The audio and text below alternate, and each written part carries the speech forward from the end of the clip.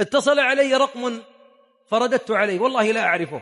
قال: يا شيخ، أنا مهموم مريض وعندي وسواس ومسحور ومديون ومفصول، فلزمت أستغفر الله ولزمت الفاتحة، ولساني لا يفتر عن قولي لا حول ولا قوة إلا بالله.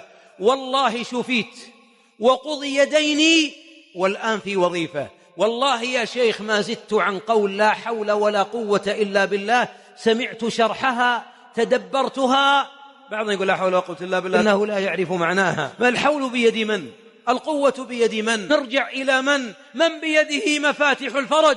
من الذي إذا طرق بابه فتح؟ من السميع؟ من البصير؟ من الملك؟ من الغني؟ هو الله. انكسر ببابه، لا يبقى عندك من همك إلا ويتفرج.